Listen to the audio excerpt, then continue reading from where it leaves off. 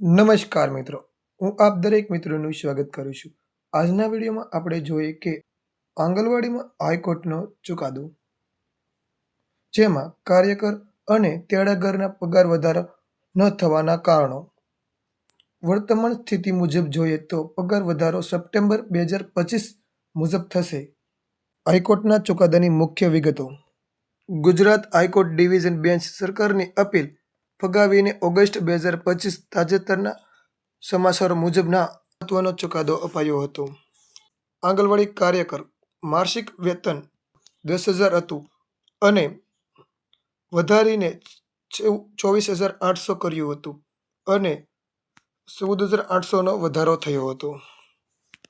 આંગણવાડી તેડાગર અને હેલ્પર માસિક વેતન 5,500 હતું અને વધારીને 20,300 કર્યું. 14,800નો વધારો કરવામાં આવ્યો હતો. ચૂકવણીનો સમયગાળો. કોર્ટ સરકારને આ વધેલા વેતન અને એરિએશન એટલે કે બાકી રકમથી 1 એપ્રિલ 2025થી ગણીને ચુકાદા મળ્યાના 6 મહિનાની અંદર ચૂકવવાનો આદેશ આપ્યો હતો. પગાર વધારો ન થવાના સંભવિત કારણો. હાઈકોર્ટ આદેશ છતાં તાત્કાલિક પગાર વધારો ન થવા પાછળ મુખ્ય કારણો સામાન્ય રીતે નીચે મુજબ છે. જેમાં પહેલું કારણ નાણાકીય બોજ અને વ્યવસ્થાપન. આટલો મોટો પગાર વધારો રાજ્ય સરકારની તિજોરી પર મોટો નાણાકીય બોજ આવી શકે તેમ છે. સરકારના આ વધારાના ખર્ચ માટે કેન્દ્ર સરકાર સાથે છે. આ યોજના બંને હિસ્સામાં આવે છે. આ મોટી રકમ બજેટની ફાળવણી અને તેના માટેની આંતરિક વહીવટ પ્રક્રિયા પૂર્ણ કરવા માટે સમય લાગી શકે તેમ છે. બીજું કારણ વહીવટ અને નીતિગત પ્રક્રિયા. હાઈકોર્ટના આદેશ માટે રાજ્ય સરકાર મહિલા અને બાળ વિકાસ વિભાગ દ્વારા સત્તાવાર ઠરાવ પરિપત્ર બહાર પાડવામાં આવ્યો નથી. જરૂર હોય તો આ પરિપત્ર પગારનું નવું માળખું, એરિએશન અને ગણતરી અને ચૂકવણી પદ્ધતિ વગેરે વિગતો હોય છે.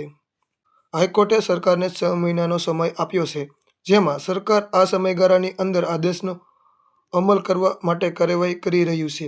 પરંતુ આ વહીવટ પ્રક્રિયા સમય લાગી શકે તેમ પણ છે. કારણ ત્રીજું, સર્વોચ્ચ અદાલતમાં અપીલની સંભાવના. મોટાભાગના કિસ્સામાં જો સરકાર હાઈકોર્ટના ચુકાદાથી સંતુષ્ટ ન હોય અને તે આર્થિક રીતે મોટો બોજ લાગતો હોય તો આ ચુકાદો સુપ્રીમ કોર્ટ પડકારી શકે છે. જો સરકારની અપીલ કરી હોય અથવા અપીલ તૈયાર કરી રહી હોય તો પણ સમય મોડો લાગી શકે તેવું કહી શકાય છે. વર્તમાન સ્થિતિ ઓક્ટોબર 2025 મુજબ રહેશે.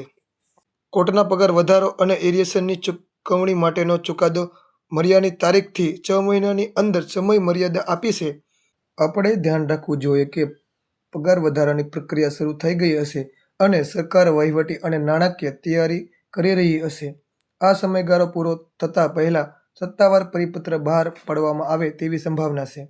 જો આ બાબતે કોઈ નવીનતમ સત્તાવાર અપડેટ મેળવવા માંગતા હોય તો આપણી ચેનલને જોતા રહેવું અને અથવા ગુજરાત સરકારના મહિલા અને બાળ વિકાસ કેન્દ્રની વેબસાઇટ પર જોતા રહેવું જોઈએ. આંગણવાડી કાર્યકર કુલ માસિક પગાર 10,000 રૂપિયા આવે છે અને તેમાં કેન્દ્ર સરકારનો હિસ્સો લગભગ 4,500નો હોય છે અને રાજ્ય સરકારનો હિસ્સો લગભગ 5,500નો હોય છે. આંગણવાડી તેડાગર એટલે કે હેલ્પર કુલ માસિક પગાર 5,500 છે. તેમાં કેન્દ્ર સરકારનો હિસ્સો લગભગ 2,250 રૂપિયા હોય છે અને રાજ્ય સરકારનો હિસ્સો લગભગ 3,250 રૂપિયા હોય છે.